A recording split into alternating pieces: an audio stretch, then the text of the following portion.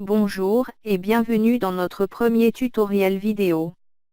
Nous allons ici présenter comment démarrer un projet avec Sophistic.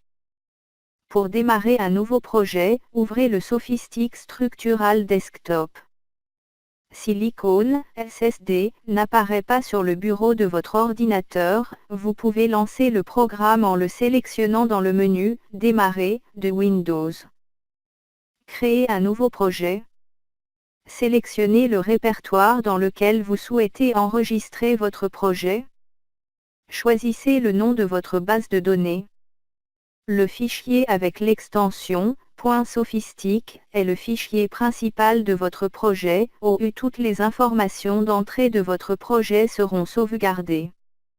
Dans le champ titre, vous pouvez saisir un nom pour votre projet. Maintenant, la norme de calcul doit être choisie. Pour notre DAL, nous allons utiliser les valeurs par défaut.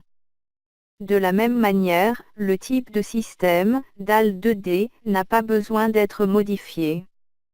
Ici, le diviseur de groupe peut être modifié. Mais nous allons garder la valeur par défaut pour notre exemple. Vous pouvez ensuite choisir les unités à utiliser pour les données d'entrée, le langage d'entrée et modifier les valeurs des coefficients normatifs.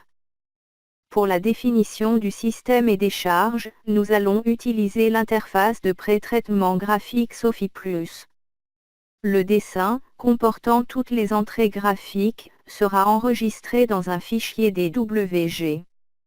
Ainsi, les fichiers avec les extensions .sophistic et .dwg sont suffisants pour réouvrir et calculer à nouveau l'ensemble du projet. Pour le calcul, vous devez définir l'orientation du poids propre et sélectionner le module que vous souhaitez utiliser. Attention! Les paramètres du système de coordonnées et la norme ne peuvent plus être modifiés par la suite.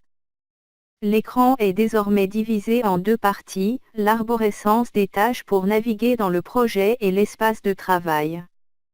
Le SSD fonctionne par tâche. Chaque étape de la modélisation, du calcul et du dimensionnement est représentée par une tâche. Toutes les tâches sont assignées à des groupes, ici appelés « Système »,« Analyse linéaire » et « Dimensionnement des éléments surfaciques ».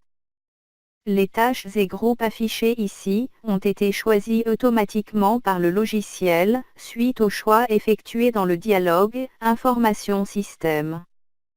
En utilisant le menu qui apparaît par un clic droit, vous pouvez supprimer des tâches, en ajouter de nouvelles, et, bien sûr, ajouter de nouveaux groupes, si vous souhaitez modifier la structure de votre arborescence.